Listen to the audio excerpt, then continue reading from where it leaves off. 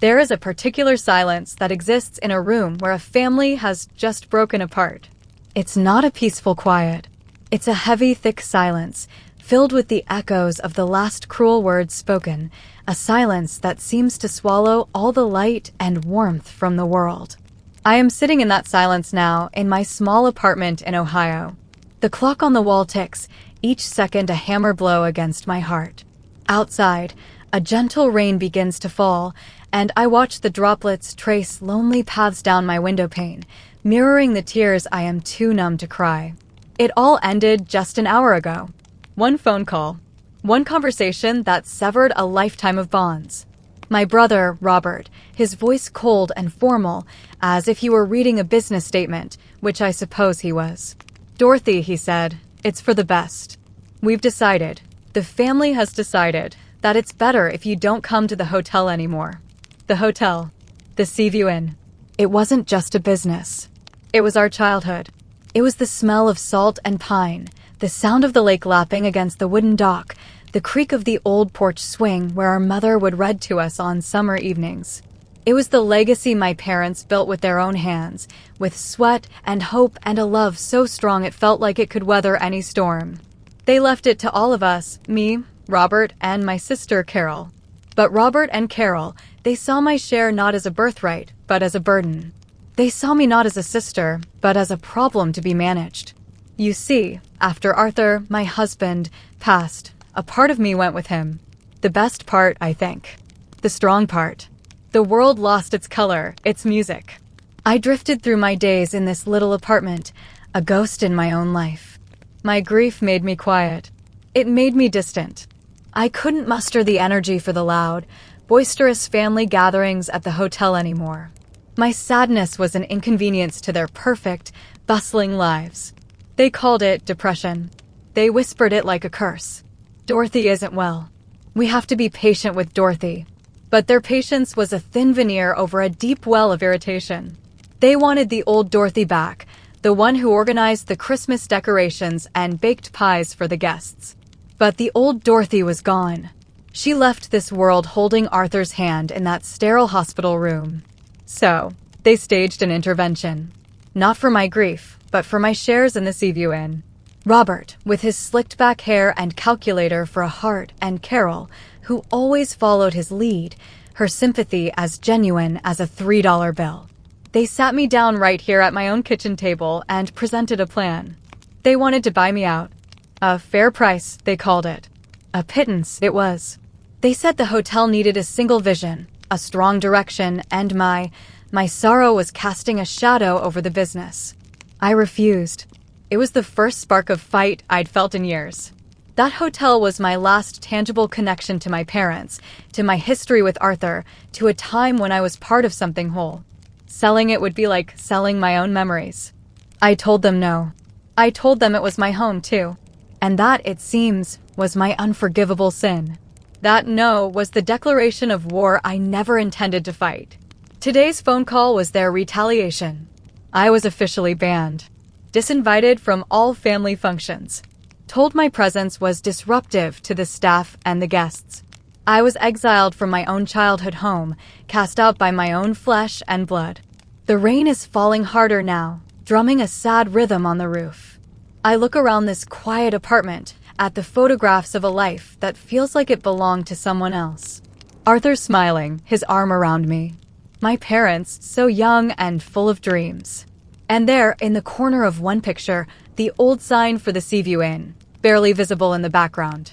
A coldness settles over me, a feeling so foreign and sharp it cuts through the fog of my grief. It isn't anger, not yet. It's a profound, bone-deep clarity. They thought they were putting me out to pasture. They thought I would just fade away quietly in this little Ohio apartment, a sad old woman forgotten by the world. They took my family. They took my home. They left me with nothing but this silence. But in this silence, I can finally hear myself think. And the thought that forms is as hard and as clear as diamond. If they have left me with nothing, then I have nothing left to lose. The weeks that followed were a strange, detached period of my life. I moved through my routines, the grocery shopping, the doctor's appointments, the quiet evenings, but my mind was elsewhere. It was plotting, planning, working a problem like a knot I needed to untangle. The raw, weeping wound of my betrayal had scabbed over into a cold, determined resolve. Robert and Carol had shown me their true nature. They were not keepers of a legacy, they were accountants of an asset. And I decided, with a calm that surprised me, that I would speak their language. I started small. I began calling old friends, people who still lived near the lake, people who had done business with the Seaview for decades. I'd make up an excuse, I'm just updating my records, or I'm thinking of writing a family history. I'd ask gentle, probing questions about the hotel. How was it doing? Were they busy? Had they made many changes? The picture that emerged was telling. Under Robert's strong direction, the Seaview was struggling. He had raised prices, cut corners. The charming, personal touches our mother had cherished, the fresh wildflowers in every room, the handmade quilts, the locally sourced jam for the breakfast trays, were being replaced with cheap, mass-produced alternatives.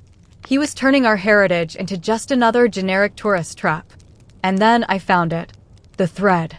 I was speaking to old Mr. Henderson, who ran the hardware store in town for 40 years before he retired. He mentioned, almost in passing, how he missed seeing the Seaview's delivery truck from Anderson's Artisanal Goods parked out back. Your brother switched to some big national supplier, he grumbled. Saves a few pennies, I suppose. But that Anderson fella, his linens were the best. Like sleeping on a cloud, my Edna used to say. Anderson's Artisanal Goods. The name rang a distant bell. My mother had raved about them. A small, family-run business out of Vermont that supplied the most beautiful, high-quality linens, toiletries, and other amenities. They were the soul of the Seaview's comfort. And Robert had dropped them. A plan, audacious and terrifying, began to form in my mind. It was so simple and so brutal. If the Seaview's soul was for sale, then I would buy it. It took me 3 days to work up the courage to call. My hands were shaking as I dialed the number I'd found for Anderson's Artisanal Goods. A man answered, his voice weary, with a gentle New England accent. Anderson's, he said, and I could hear the strain in those 2 words. Hello, I began, my own voice trembling. My name is Dorothy Williams. My family used to own the Seaview Inn. I understand you used to supply them. There was a long pause. We did, he said, the weariness now edged with caution. For many years. A shame. What's happened there? Yes, I said, my voice growing stronger. A shame. Mr. Anderson, I was wondering. I was hoping we might talk. Not about the past. About the future. I took a deep breath, my heart hammering against my ribs. I'd like to discuss the possibility of me investing in your company. The silence on the other end of the line was absolute. I thought I'd overstepped, that he would hang up. But then, he let out a long, slow breath. Ms. Williams, he said, his tone now one of pure curiosity. Why don't you tell me what you have in mind? His name was Elias Anderson. He was in his late 60s, and he was on the verge of losing everything his father had built. The big chain hotels and the cheap suppliers from overseas had slowly chipped away at his customer base. Losing the Seaview Inn, one of his oldest and most prestigious clients, had been a devastating blow.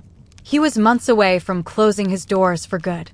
We talked for over an hour that first day. It wasn't a business negotiation. It was a conversation between 2 people who understood loss, who valued legacy, who knew what it meant to have your life's work threatened by the cold, impersonal forces of the modern world. I heard the passion in his voice when he talked about the cotton his wife sourced from a small farm in Georgia, the lavender soap his daughter made by hand, the craftsmanship that went into every woven towel. I told him my story. All of it.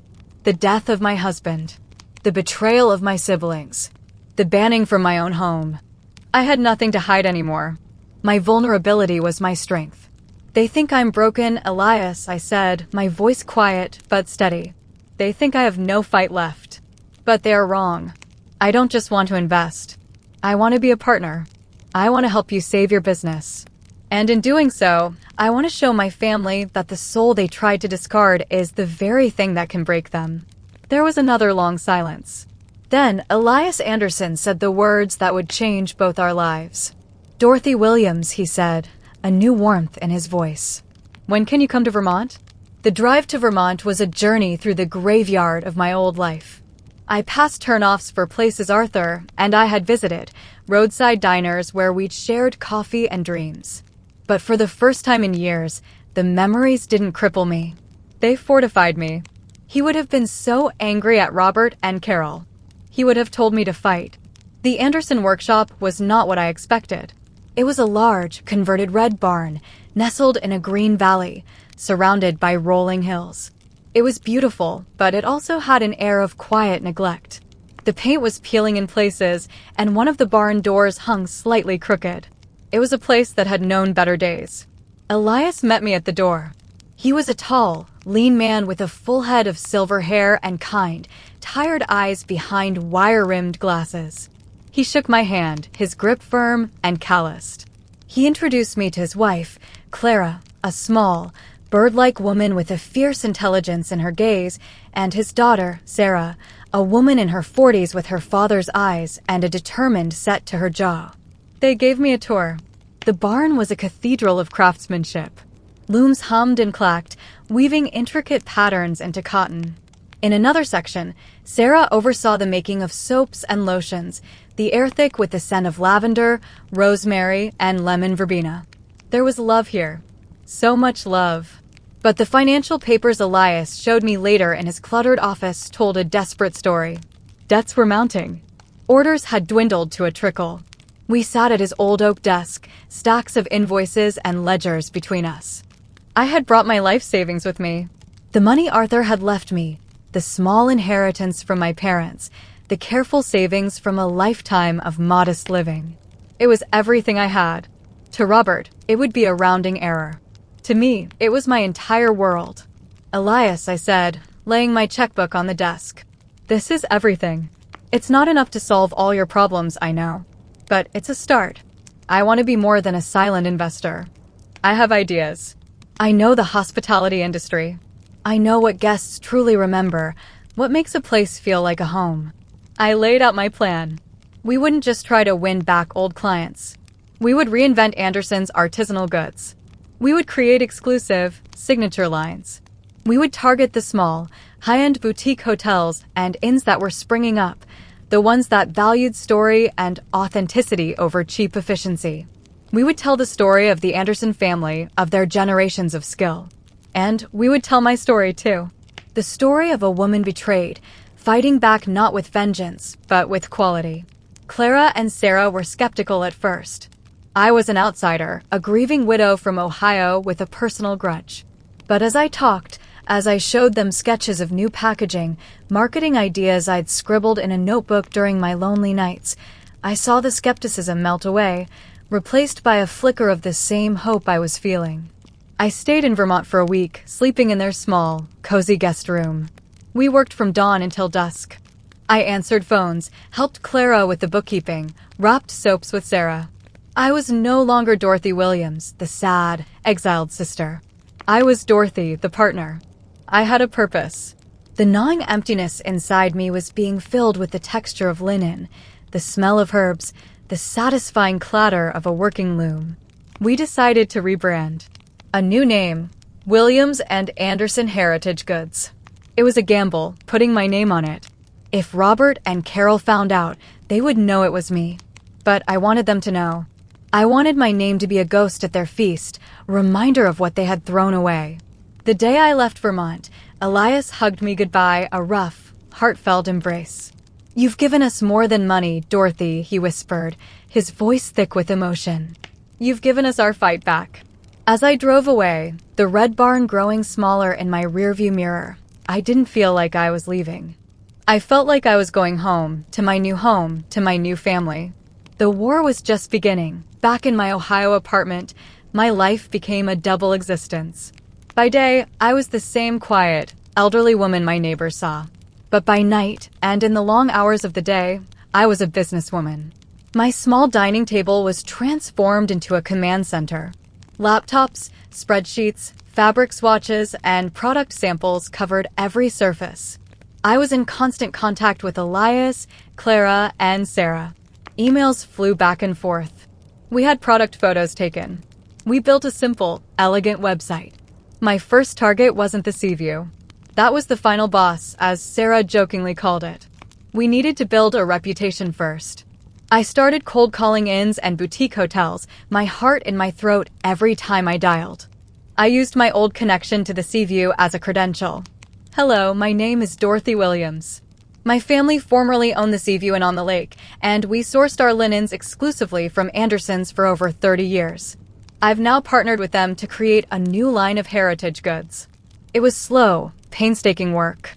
For every 10 rejections, we got one tentative, send us a sample. But those samples were our foot in the door. The quality sold itself.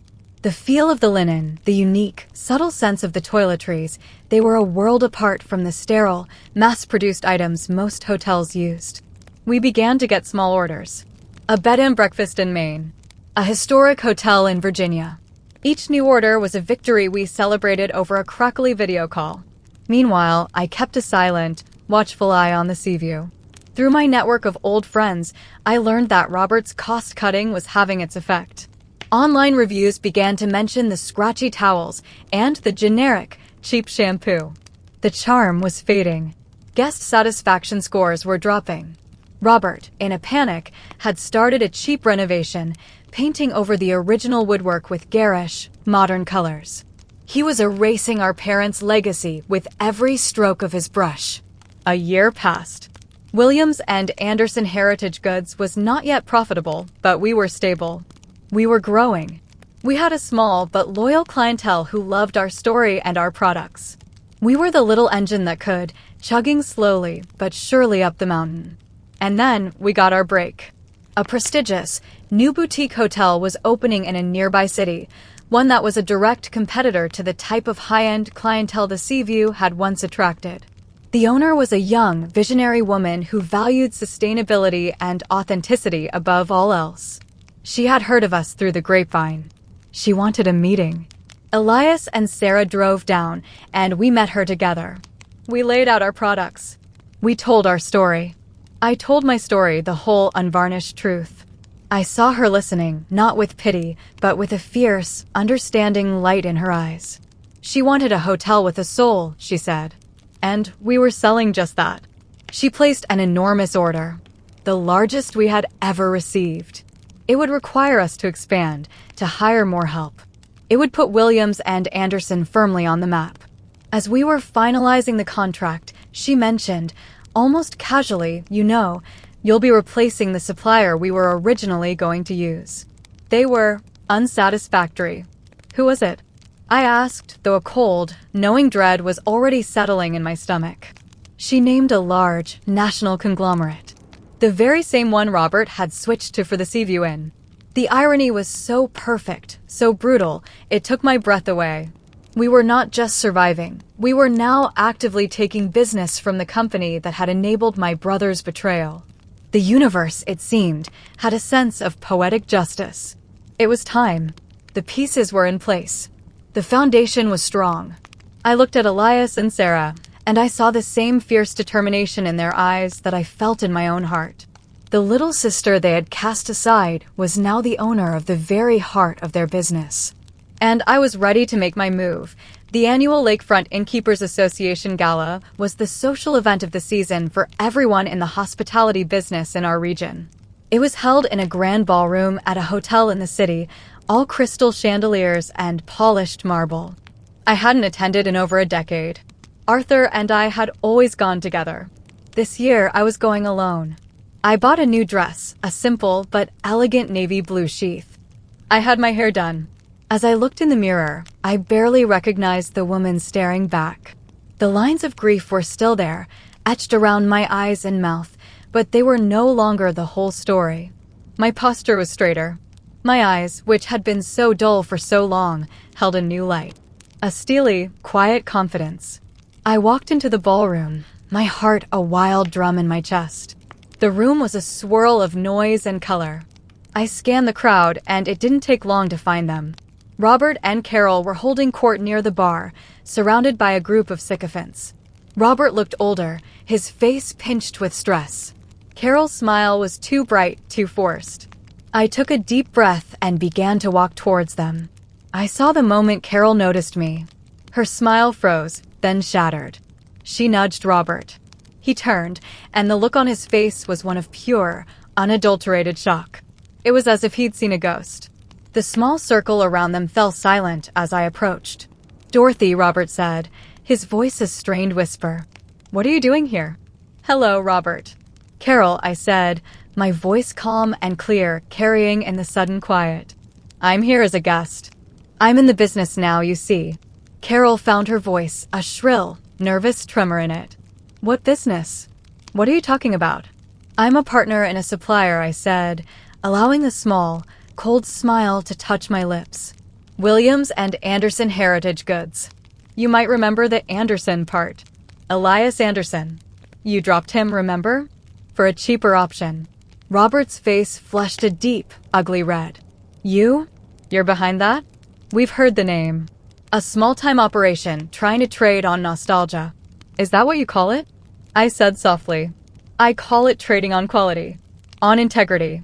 On the very things our parents built the Seaview upon. The things you so carelessly threw away." I took a step closer, looking him directly in the eye. The brother who had read me bedtime stories, who had held my hand on the first day of school, was gone. In his place was a stranger. "You banned me from my home, Robert. You told me I was a disruption. You thought I would just disappear. But you made a fatal mistake. You taught me that family means nothing. You taught me how to fight. So I did. I bought your supplier. Not the one you use now, but the one you should be using. The heart of the Seaview. And I'm not selling it to you. Not for any price." The people around us were listening, rapt. This was better than any of the scheduled speeches. "The Seaview is dying, Robert," I continued, my voice still quiet, but every word a hammer blow. "The reviews are public. The guests are unhappy. You've hollowed it out. You took a home and turned it into a spreadsheet. And now, the very soul you ripped out of it is being offered to your competitors. We just signed an exclusive contract with the new Lakeside Reverie Hotel. They were very impressed with our story." The color drained from Robert's face. The Lakeside Reverie was his most feared new rival. This wasn't just a business loss, it was a public humiliation. It was a checkmate. Carol was crying now, silent tears of shame and anger. "How could you, Dorothy? How could you do this to your family?" I looked at her, and for a moment, I felt a pang of the old sadness. But it passed quickly, burned away by the fire of my resolve. "You stopped being my family the day you chose his ledger book over your own sister," I said. "You have your hotel. I have my legacy. And from where I'm standing, mine is the one that will still be standing long after yours is just a memory." I didn't wait for a reply. I turned and walked away, leaving them in the wreckage of their own making. I walked through the ballroom, my head high, and out into the cool night air. I stood on the steps of the hotel, looking up at the stars. The same stars that shone over the lake, over the Seaview's old porch swing, over Arthur's grave. For the first time since he died, I didn't feel alone. I felt his presence, a warm, approving pressure on my soul. I felt the strength of my parents. I felt the loyalty of Elias and Clara and Sarah. They had tried to bury me. They didn't realize I was a seed. And from the barren soil of their betrayal, I had grown something strong, something beautiful, something that was entirely and wonderfully my own. My story isn't about revenge. Not really. It's about redemption. It's about discovering that your story isn't over until you decide it is. It's about finding your voice, even when the world has told you to be silent. My name is Dorothy Williams. I was banned from my family's hotel. And in losing everything, I found myself